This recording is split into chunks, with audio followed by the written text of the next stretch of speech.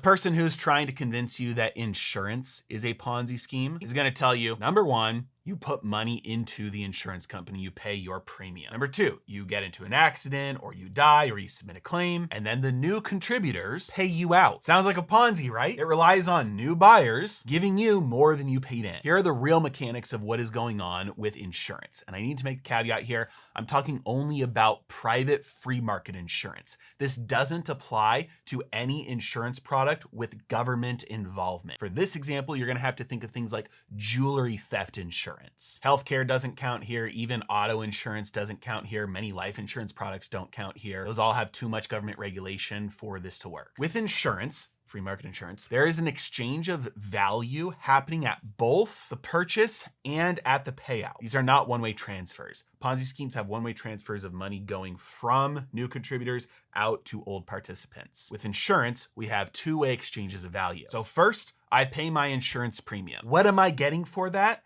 I am getting a transfer of risk. In other words, if I get my jewelry stolen from me, then I have the risk of that loss, especially if it is expensive jewelry, then I might have risk of really large loss. And so I am paying somebody else for the right to push that loss onto them if something were to happen. In other words, I am exchanging the low probability of really, really large loss for a high probability of a really, really small loss, because I'm guaranteed that I'm going to give up my premiums. 10 bucks a month, 50 bucks a month, whatever it is.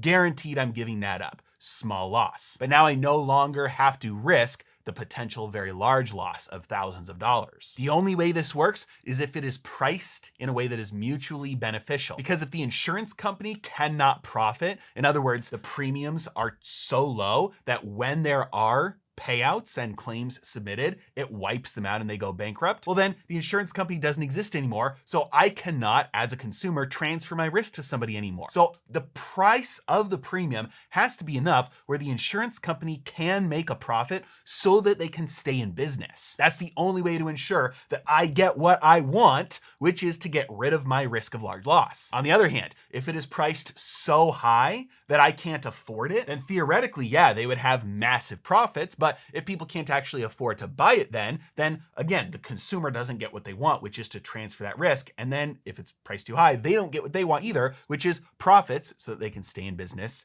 and enjoy the cash flow. So the pricing on insurance is mutually beneficial so that both parties get what they want. The consumer gets to transfer the risk of loss to the insurance company, and the insurance company gets to profit, even accounting for all the payouts along the way.